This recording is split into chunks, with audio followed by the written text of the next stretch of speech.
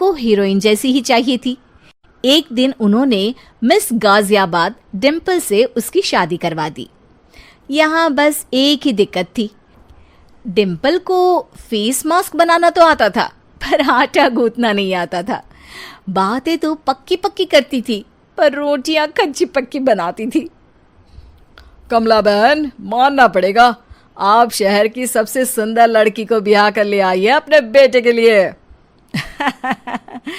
अब इसमें हमने तो कुछ नहीं किया भाई साहब, सब ऊपर वाले की कृपा है। जी जी, तो क्या क्या कर लेती है आपकी बहू? सब कुछ। जाओ बेटा डिम्पल, शर्मा जी के लिए थोड़ा नाश्ता पानी बना लाओ। डिम्पल नजदीक जाकर श्रीवास्तव मौसी के कान में फुसफुसाती है। मम्मी जी, नाश्ता बनाना तो नहीं आता, सिर्फ पानी ले आओ। अरे बेटा, तुझे देखने कितने लोग आए हैं, इन सबको पानी पिलाने का ही इरादा है क्या? सुंदर हूँ इसलिए देखने आए हैं। क्या करूँ, मैं इतनी सुंदर हूँ तो आप ही बताओ ना, क्या करूँ मैं? अरे बेटा, कुछ मत कर, खाना बनाना सीख ले बस। श्रीवास्तव मौसी के लिस्ट में सुंदरता सबसे ऊपर आती थी और उन्हें उसी का फल मिला। उनके बेटे अशोक ने एक दिन माँ से शिकायत की। माँ, कैसी बहू ढूंढ कर लाई हो? मैं शाम को थक हार कर घर लौटता हूँ तो मुझे कहती है, आज पेडिक्योर करना है, करवा दोगे? अरे जबकि दिन भर काम करके पाँव मेरे थके थे। अरे बेटा ठीक है ना, धीरे धीरे सीख जाएगी।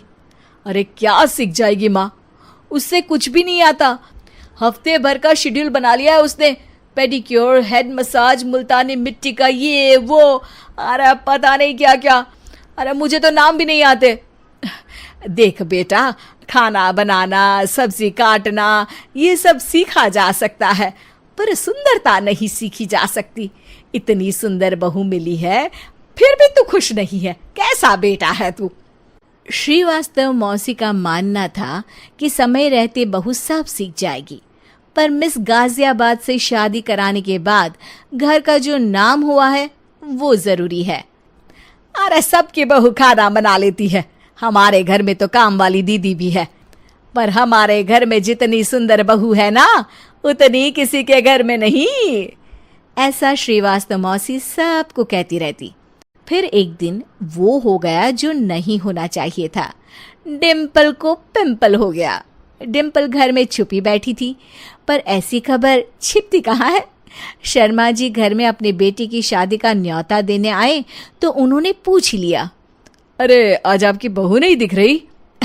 हाँ, वो ना थोड़ा काम में बिजी है, आती ही होगी। और इतने में डिम्पल सही में किसी काम से वहां आ जाती है।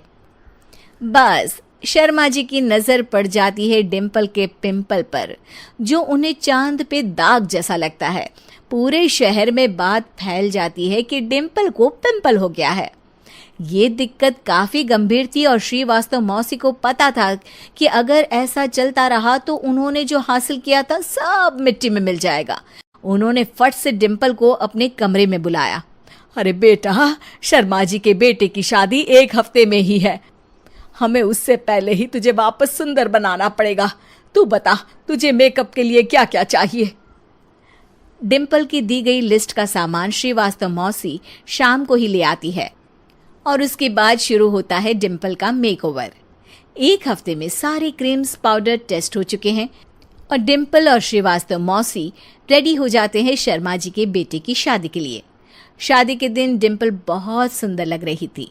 श्रीवास्तव मौसी को उम्मीद थी कि बस अब तो हर जगह वो और डिम्पल ही छाए रहेंगे, चाहे शादी किसी की भी हो।